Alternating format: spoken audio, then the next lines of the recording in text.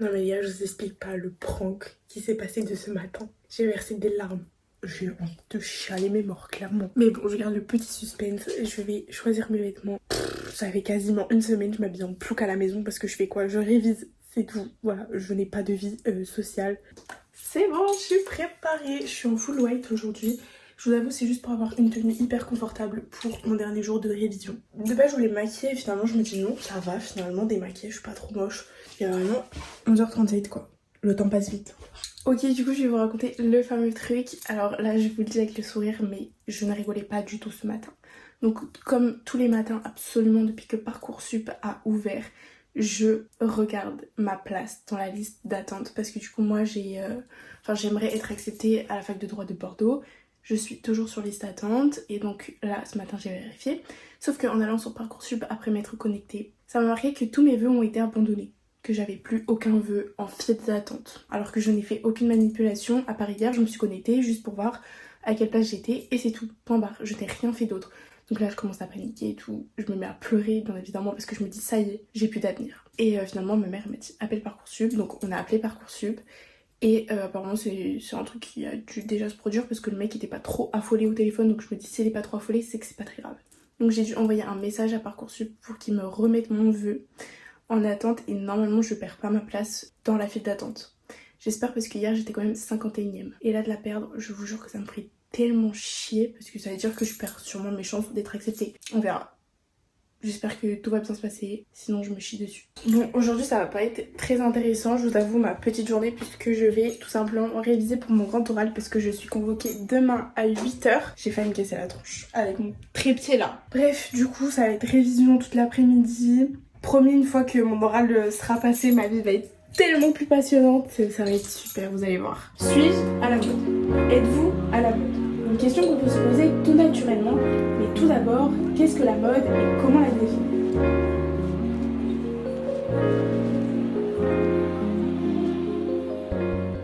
Ok, du coup là je viens de m'entraîner pour mon oral d'AGGSP. Franchement je le connais bien, il y a quelques trucs où je bégayais mais franchement ça va, je me dis ça peut le faire de ouf. Moi je croise les doigts pour tomber sur celui d'AGGSP parce que c'est mon oral préféré, c'est celui où je sais pas, je suis à fond dedans, je kiffe et tout, et celui que je connais le mieux.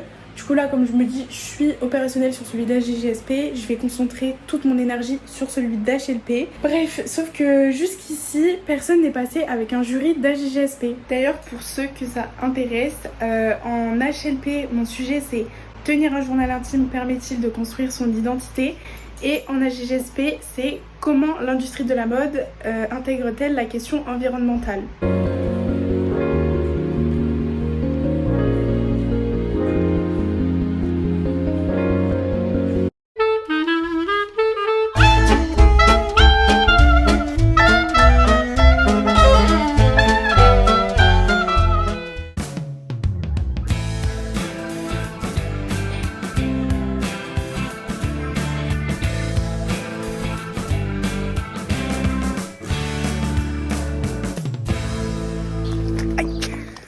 Tombé. Selon nos statistiques, on passe sur AGGSP. Mais non, mais ça.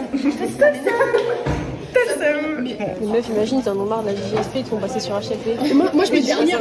Les profs sont gavés en retard. Ils sont en réunion. Je vais bien. Et pas à la réunion.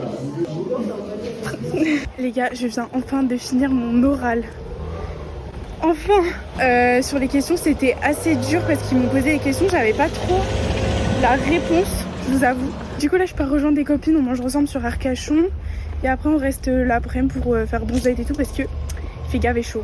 Donc trop bien, je vais pouvoir me baigner. Je kiffe ma ville hein. Là je suis enfin en vacances, c'est trop cool. On va se régaler.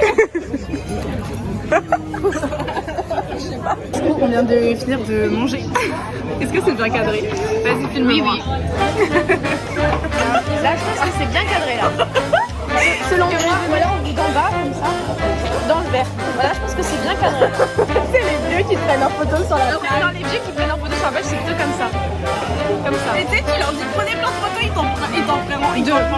Deux et c'est une vidéo. Des fois, ils font des accélérés où les trucs sont sans rendre compte. Du coup, on a fini de manger. On a mangé à la Marina à Arcachon devant la jetée. C'était gavé bon. Waouh. On n'a pas regardé une seule fois la vue. On a parlé On peut pas dire que de aller là-bas parce que les burgers sont vraiment délicieux. Non, les frites sont trop salées. La gastro. Bah oui, c'est réel. Il va dire pourquoi je suis habillée comme ça là, à la plage sous 48 degrés. Vas-y, fais-le. Mais moi j'ai un train et j'avais pas prévu qu'on puisse de manger aussi vite. Attends, parce que les frites t'es étaient dans trop l'angle. salées. Merde, attends, je te filme pas bien. C'est bon. Je recommence. Est-ce que c'est une dégaine à avoir à la plage? C'est sûr que tout le monde. Bref, elle est partie aller chercher son train. Non, mais mec, Allez chercher son parce qu'avant son amoureux et nous pas. Mais c'est pas grave. c'est pas grave, au moins on profite du sable, du soleil Il y en a pas trop. il fait un peu gris. Bon, c'est pas grave. Là, on va filmer un peu le paysage. C'est pas très joli, hein. Regardez-moi ce bassin d'Arcachon, c'est joli. Voilà. Bon, du coup, les gars, c'est bon, j'ai quitté Emma. Et là, je rentre à la maison. Avec ma mère, on va aller à Decathlon pour trouver le cadeau d'anniversaire de mon père. Alors, ce moment de la vidéo, faut pas qu'il le regarde, du coup. Bah, attends. Bah, en fait... je vais lui dire papa t'as pas le droit de regarder la vidéo. Oh non le pauvre. C'est bon, on est allé à Decathlon pour acheter le cadeau de mon papa pour son anniversaire. Là je suis actuellement chez ma mamie.